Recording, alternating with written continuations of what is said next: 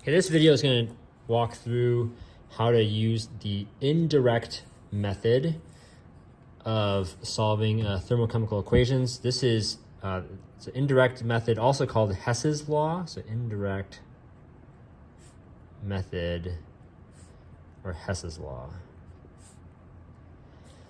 With this method, what we're trying to do is this is our desired equation. Okay, so this equation here is our desired equation, and I want to figure out what delta H is for this equation. However, for our information, we don't have other information for this reaction except for these other given equations. So I have three other given equations, which I do have the delta H for.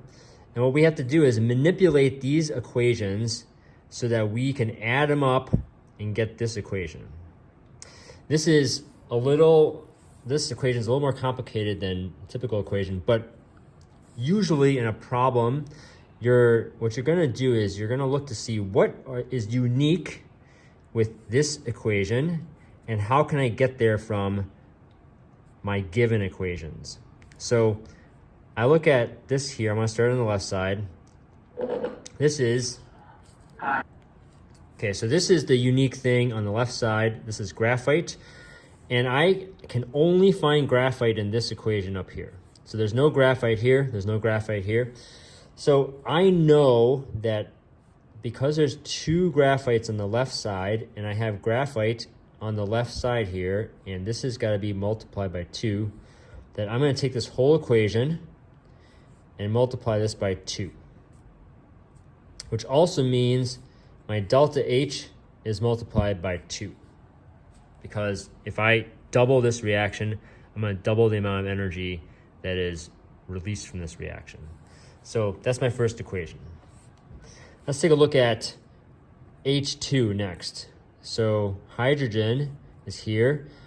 I don't have any hydrogen in this equation here, but I do have hydrogen here, and that is also unique, and there's a 3 there. So hydrogen is the only thing in this equation here. There's only one spot of it. So I'm going to take this, I'm going to multiply this by 3, also multiply this by 3.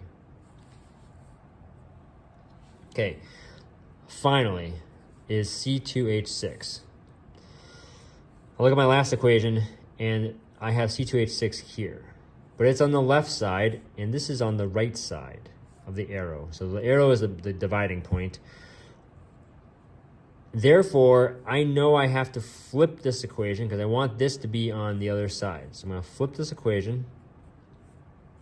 I'm also going to divide it by 2 because there's no coefficient here, and there's a coefficient of 2 here. So I'm going to take this, I'm going to cut it by 1/2 or divide by 2. So I'm going to do the same thing over here. I'm going to make this positive, so I'm going to flip the sign. So flip the sign, and then I'll write down flipped sign, and I'm going to multiply this by 1/2, okay? So what I should have done was written multiply by -1/2, but anyways, you flip the sign, and you multiply by 1/2, and that's what you're going to do with the delta H. So at this point, what I recommend is you can just do the math and get delta H if you are in something like the AP test, where if it's something like a multiple choice question, you're crunched for time, I would just do the math, get your answer, and move on. For someone else who wants to show all the work of how this works out, I'm going to show you how, let's do the math first, and then if you want to see how it all works out, you can stick around for the rest of the video. So I'm going to take this number, -393.5 times 2, so that equals -787. This number here, 285.8 times 3, that is -857.4. And then this one here, that number times 1/2, so 3119.6 divided by 2, is positive 1559.8. Take these, add them up. Negative 787 plus negative 857.4 plus 155.9.8. And that should give you negative 84.6 kilojoules per mole of reaction. Okay, so that is my delta H for this thing here. If you want to show how these all work out, if you want to show how everything works out and this equals up, well, I can do that too. So I'm going to take this top equation, multiply by 2, the C graphite, 2 of them, plus 2 oxygen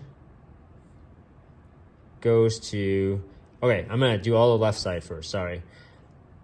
I'm also going to add plus 3 hydrogen, 3 H2, plus 3 halves O2, okay. And then this here, take this by half, plus 1/2, sorry, half times 2 is C2H6, plus 7 halves O2. Okay, so this all goes to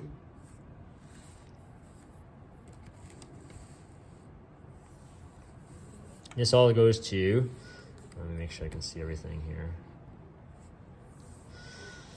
2 CO2 plus 3 H2O plus 2 CO2 plus 3 H2O, because I have this, it's a half of that.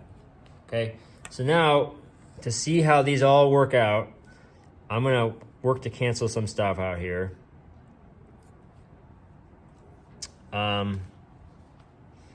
Let's see here. Where am I? I am missing something. Oh, my bad. This is reversed. This bottom one is flipped, so I should flip this. So I'm gonna take 7 halves O2 and then plus C2H6, okay? And then I'll move this to the left side, 2 CO2 plus 3 H2O. So that's where I went wrong.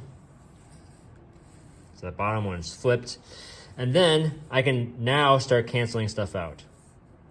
So I see that 2 H2O, so 2 O2 plus 3 halves O2, which is essentially 4 halves O2 plus 3 halves O2. That equals 7 halves O2. So these cancel out. Okay, so you can see that these O2s cancel out. The H2Os, I have 3 H2Os here, and I have 3 H2Os here. So they cancel out. I have 2 CO2s here and 2 CO2s here. So these cancel out. Okay? So then I'm left with 2 graphites, 3 hydrogens, and on the left side, and I have C2H6 on the right side. So that's how everything works out. So this is called the indirect method. You can do that with a lot of different equations. And just the key thing is to make sure you write clearly, organize your thoughts as clearly. I almost missed that mistake, but we figured it out, and sometimes we make mistakes, and that's okay. And if you organize your things correctly, you can get your answer for delta H.